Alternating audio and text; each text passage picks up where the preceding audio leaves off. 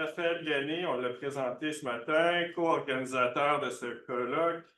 Je ne vais pas relire la bio, mais il y a de l'information supplémentaire ici. Travaille sur les minorités anglo-québécoises, franco-albertaines, regarde ces similarités, les différences dans les curriculums. Il vient de lancer un livre avec Jocelyn Letourneau hier, Les mots de la nation, excellent. Et il travaille sur un livre avec Jérôme Gosselin-Tappe. Raphaël, à toi la parole. Mon intuition, c'est qu'il va y avoir à la Cour suprême, éventuellement, un cas qui va traiter d'un programme scolaire. Donc, ça va être amené à la Cour suprême par une minorité, probablement en Alberta, probablement au Québec, une contestation sur la gestion des programmes scolaires. C'est quoi un programme scolaire? Je vous donne un exemple. J'ai fait mon doctorat sur un programme scolaire en Alberta, donc de la maternelle à la 12e année, qui disent aux enseignants quoi enseigner.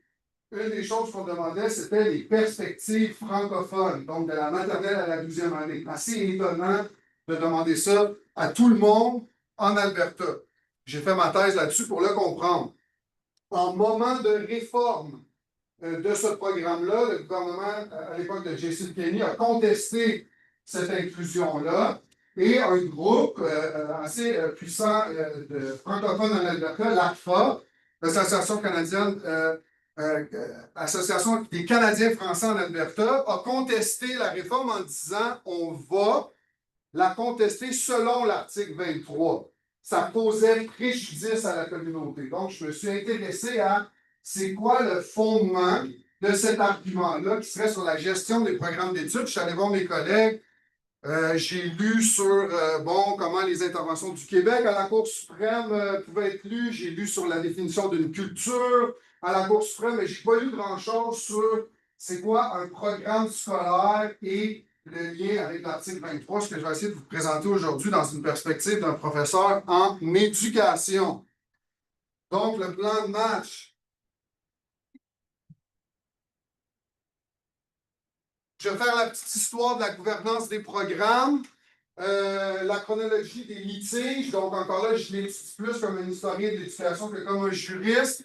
On va voir qu'il y a une ambiguïté autour de la prise en compte de la minorité linguistique, ce que j'appelle la table de rédaction. Qui peut être assis à la table pour rédiger le programme et surtout qui tient le crayon qui va rédiger le programme. Ensuite, on va voir des cas de l'histoire du Québec et du Canada ici, et culture et citoyenneté québécoise et comment ou non ces cas de figure-là pourraient servir pour argumenter que la minorité de langue anglaise a le droit à un programme de qualité équivalente à la majorité francophone ici au Québec. Et on va terminer avec des données de sondage tout fraîches qui nous montrent l'opinion publique par rapport à la gouvernance des programmes scolaires en lien avec la minorité anglophone. Donc, évidemment, j'appelle cette diapo-là Jody. Donc, c'est la fameuse phrase que je lis depuis, je relis, de Mahé, qui essaie, je ne referai pas l'histoire, de trouver un compromis entre le pouvoir du ministre de l'Éducation de gérer les programmes, c'est effectivement le cas dans chacune des provinces et territoires, et la capacité des minorités à se faire respecter. Donc, jusqu'où peut aller le ministre de l'Éducation en imposant un programme? Il peut aller jusqu'au moment où ça contrevient, ça interfère, où il y a des effets négatifs sur les préoccupations linguistiques et culturelles de la minorité. Évidemment que ces préoccupations-là ne sont pas définies, cette ligne de démarcation-là ne sont pas définies. Et donc, j'ai dû aller un petit peu plus loin dans la jurisprudence pour essayer de voir, ça serait quoi un compromis juste et équitable? Si on écoute Michel Bastarache dans un livre à ses petits-enfants, c'est un peu à cause de lui, si on parle de gouvernance des programmes d'études, il va citer dans les instances inférieures, alors avant de se rendre à Mahé, comment il a fait intervenir un expert, Stacey Churchill, qui est venu affirmer que c'était très important de lier le droit des minorités à être assis à la table et de décider pour ce qui allait être des politiques éducatives. C'est rentré dans la tête des juges, notamment parce que l'école n'était plus juste vue comme un milieu pour transmettre une langue, mais une culture. Et donc, on voit le juge Dixon, donc dans Mahé, qui va accorder, disons, dans les instances ensuite, un, je dirais pas droit de gestion, mais il va affirmer que la minorité aurait sensiblement devrait pouvoir gérer ces programmes. Et donc, il finit sa belle phrase avec case closed. Donc, Michel Bassarache nous aurait amené ce que j'appelle l'argument gagnant pour gérer les programmes. Bon, évidemment, c'est un petit peu plus compliqué que ça. Donc, quand on regarde dans la jurisprudence, encore là, je la regarde comme un historien d'éducation, moi comme un juriste, j'ai trouvé un cas assez bizarre en 1985 où, au Québec, on a contesté, selon ce que j'ai trouvé pour la première fois, les programmes scolaires sous l'article 23. Donc, on propose de dire on n'est pas à la table de négociation, on étant les communautés anglophones, et donc on n'est pas en train d'écrire le programme, et donc ces programmes-là contreviennent à l'article 23, ce que le juge Brossard va tasser du revers de la main, simplement en notant qu'il suffit de trouver des anglophones au ministère de l'Éducation qui auraient participé d'une façon ou d'une autre, sans vraiment définir participation, pour dire que non, finalement, les anglophones sont présents, et donc ça ne contrevient pas à l'article 23, pourvu qu'il y ait un anglophone dans la pièce. Disons-le comme ça. C'est le juge Carouteur en 88, une cause plaidée par Michel Bassarache, qui va aller, selon moi, plus loin dans la jurisprudence. C'est le seul cas que j'ai trouvé qui font vraiment se questionner sur est-ce que dans la loi sur l'instruction publique, il devrait avoir un élément qui dit que la communauté de langue officielle doit participer au programme. Le juge va accorder ce droit-là, notamment pas un droit, mais disons, va le réaffirmer sous la base d'un argument qui va être repris après dans Mahé et après dans Lucien dernièrement. C'est-à-dire qu'on ne peut pas se fier à la majorité pour savoir ce qui est bon culturellement d'apprendre pour la minorité. On ne peut pas se fier à la majorité. Donc, ça prend une participation, mais évidemment que le juge Carouteur va bien se laisser de définir que voudrait dire cette fameuse participation-là, notamment parce qu'il y a un compromis entre ce que peut définir le ministre, ce que peut décider et ce que la communauté peut faire. Mahé, je l'ai déjà présenté, évidemment, va dire qu'il faut trouver un compromis. Le juriste qui est allé, selon moi, le plus loin dans sa réflexion sur les programmes d'études, c'est André Brun. Ça fait déjà assez longtemps, en réfléchissant sur le cas de Carouteur, pour dire, oui, évidemment, on a gagné un droit de participation, mais ça pourrait être très dangereux, parce qu'on pourrait, en bon français, s'asseoir sur notre beigne et juste penser que la participation, c'est bon, sans pouvoir décisionnel réel. Donc, ça reste évidemment la question du crayon. On peut être assis autour de la table, mais jusqu'à quel point, si on ne tient pas le crayon, ça sert à quelque chose. Donc, si on continue dans les causes ensuite, on va réaffirmer dans Arsenault Cameron sensiblement la même phrase que dans Mahé. On va ajouter légitime, donc un programme doit ne pas avoir d'effet négatif sur les préoccupations linguistiques, culturelles légitimes. Encore là, qu'est-ce que ces revendications-là ou préoccupations-là, on ne le sait pas. Ce que j'ai vu dernièrement, ce que j'ai lu en historien de l'éducation, c'est juge Lucier, sur la loi 40, tenter une offensive, un jeu sans, on passe à la guide, on essaie de tirer dans le trou du net. Il dit, voilà, tenir compte. Donc, l'expression tenir compte est super importante parce que Lucier va passer plusieurs paragraphes à définir que veut dire tenir compte et va flipper ça sur un dissous en disant tenir compte, ça ne veut pas juste dire avoir un anglophone dans la pièce, à la table, ça veut dire répondre à ses besoins. Donc, si le droit de dire non, finalement. Donc, il va aller assez loin dans cette affirmation-là, tellement que le récent jugement va dire, wow, minute, on ne peut pas aller aussi loin que d'obliger un ministère de l'Éducation à consulter la minorité sous l'article 23. Donc, ça a été parlé ce matin par Emmanuel. Donc, l'ambiguïté persiste, selon moi, c'est ma lecture, entre Lucier qui va affirmer qu'on doit tenir compte de la minorité. Donc, si la minorité nous dit, par exemple, que c'est un programme d'histoire, il manque des personnages de la communauté anglophone, ça n'a pas d'allure, il faut non seulement dire « Ah oui, je t'écoute », il ne faut pas non seulement dire « Ah oui, je t'ai consulté », il faut dire « Ben peut-être qu'il va falloir que j'en mette ». La Cour, ensuite, d'appel dernièrement, va dire non, on ne peut pas vraiment dire que le gouvernement est obligé de prendre en compte la minorité quand ils font une législation. Donc, quand il y a un projet de loi qui est fait, ils ne sont pas obligés parce qu'il faut laisser, et on vient à Mahé, la plus grande latitude au gouvernement pour établir les lois. Ce n'est pas le rôle d'une cour de dire au gouvernement comment décider. Mon point là-dessus, c'est que les programmes tombent entre deux chaises parce que ce n'est pas une loi, un programme. C'est un document légal, mais ce n'est pas nécessairement une loi. Donc, c'est comme si on se retrouvait avec, on n'a pas le droit, on n'a pas nécessairement pour la communauté anglophone de se faire entendre sur un projet de loi, mais sur sa mise en œuvre, ça semble quand même tenir un peu qu'il faut tenir compte de ce qu'on dit par rapport à la communauté anglophone. Je vais essayer de l'illustrer avec un cas concret que j'ai dû avoir des accès à l'information pour consulter le programme d'histoire qui est très important au Québec, secondaire 3-4. Il faut passer secondaire 4 pour avoir son diplôme. Gros débat sur qu'est-ce qui doit être inclus parce que pourquoi c'est important les programmes d'études? C'est parce que ça dit à la minorité, notamment, qui elle est et son rôle dans l'histoire, et ça le dit aussi à la majorité. Quand on regarde dans les documents d'accès à l'information, on a accès sur 3 ans aux demandes de la communauté anglophone, ce qu'elle voulait inclure dans le programme, et on a les réponses des ministères. Donc, tous ces éléments majeurs-là, c'est des revendications, notamment d'associations des conseils, commissions scolaires. On a toutes sortes de groupes qui sont impliqués, et on a demandé, par exemple, parce que le programme a un cadre national, on dit qu'on est une nation distincte, on a demandé du côté anglophone de diminuer ou d'enlever ce cadre national-là. Ce qu'on a répondu au ministère, non, parce qu'on ne parle pas d'une nation, mais des nationalistes. Et on continue comme ça. Est-ce qu'on pourrait avoir plus d'histoire du Canada? Non, parce que le sujet, c'est vraiment le territoire québécois. Donc, je pourrais y aller. Le point de bascule en secondaire 3, on s'arrête dans l'histoire en 1840.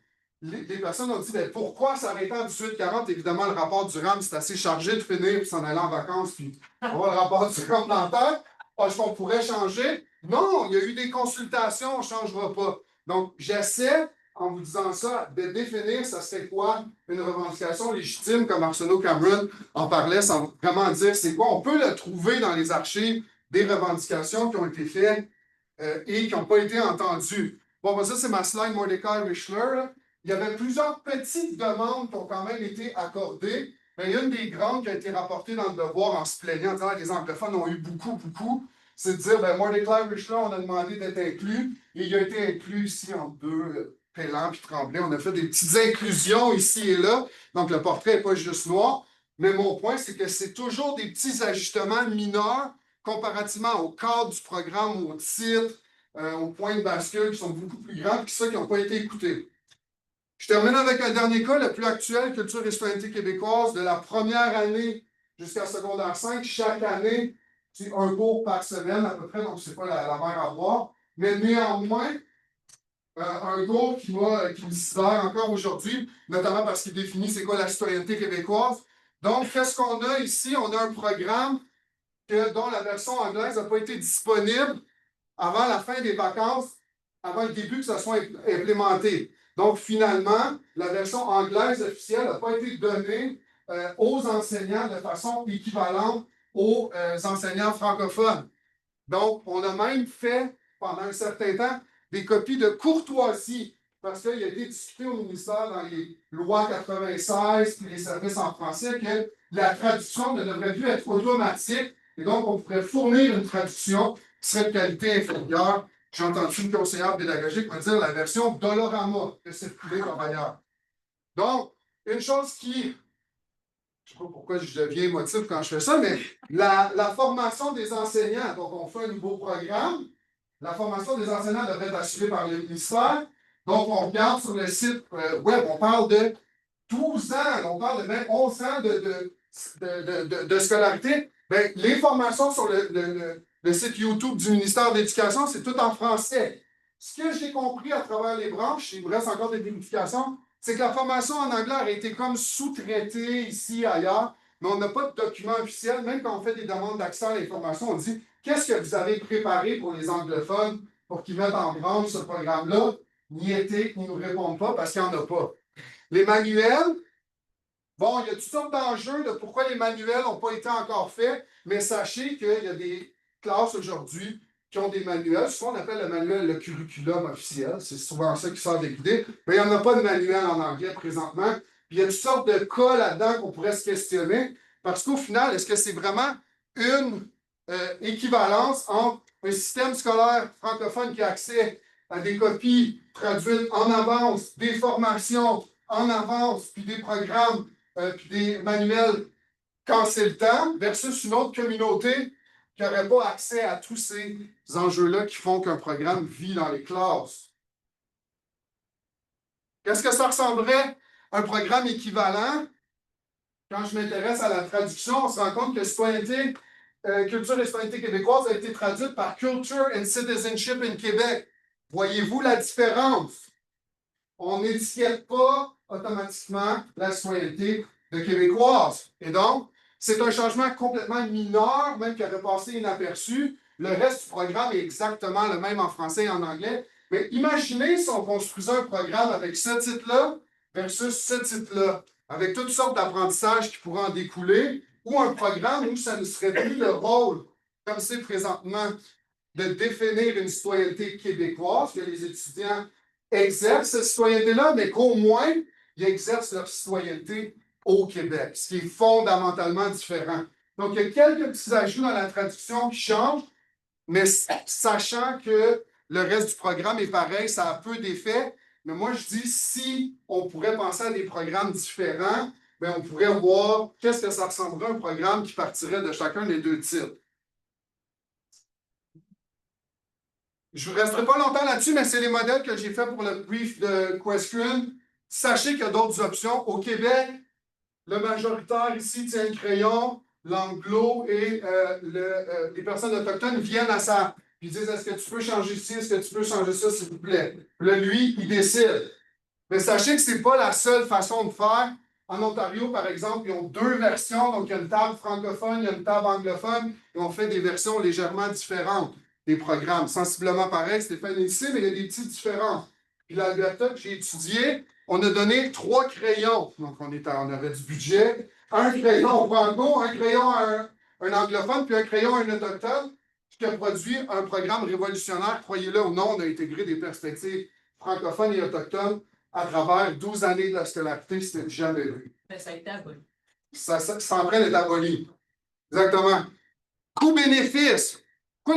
Pourquoi M. Legault et les gens qui pourraient bien m'écouter diraient à quoi bon changer les programmes? Mais tu peux dire, c'est quoi mon gain? J'ai fait récemment un sondage avec Question et j'ai posé des questions sur j'appuierais un parti politique qui. Donc, je me suis rendu compte qu'il y a un continuum d'accords. Donc, si on demande à la population, voudrez-vous des programmes, j'appuierais un parti politique qui proposerait des programmes distincts pour les francophones et les anglophones. Il n'y a pas beaucoup d'accords. 26%. Répondre aux préoccupations, un peu plus. OK. Ici, traduction mot pour mot. Bon. Mais ici, inclure des perspectives, on commence à être dans un sweet spot. Mais surtout ici, je pense que pour la communauté, c'est intéressant de penser comme levier de revendication, surtout avec culture et citoyenneté québécoise. 64% disent qu'on devrait avoir au moins, si on n'a pas des programmes distincts, des programmes en même temps, de qualité équivalente, des manuels, des versions traduites en même temps, au moins. Ce n'est pas le cas présentement. Fait qu'on voit un petit gap. Je termine sur ça. Donc, où on s'en va? L'argument de la gouvernance des programmes est figé, selon moi, parce qu'il n'y a jamais vraiment de cas qui sont allés pour parler d'un programme spécifique à partir de l'article 23, bien sûr, il y a d'autres cas. Selon la jurisprudence, il faut prendre en compte, mais pas la loi ne devrait pas prendre en compte les minorités. Donc, il y a une sorte d'ambiguïté qui fait que bon, ça contribue à rester figé. Et quand on voit dans l'opinion publique, je pense que ça ne serait pas nécessairement coût-bénéfice pour le gouvernement de dire on fait des programmes distincts. On pourra en parler longtemps du pourquoi. Mais je pense que s'il y a un argument qui est fait sur au moins des programmes disponibles en même temps, avec du matériel disponible en même temps, puis des formations disponibles en même temps, il y aurait une oreille favorable. Donc, il ne faut jamais oublier qu'au Québec, il impose des programmes uniformes. Ce n'était pas le cas avant les années 60. Donc, pousser, mais pousser égal. Vous voulez que tout le monde apprenne la même chose. Mais est-ce que tout le monde pourrait avoir au moins accès au matériel en même temps? Donc, c'est ça. accès non uniforme égale, est-ce que c'est vraiment des programmes de qualité équivalente quand il faut t'attendre à la fin de l'été, juste avant de l'enseigner, ta version anglaise? Bon. Donc, pourquoi ça ne se passe pas?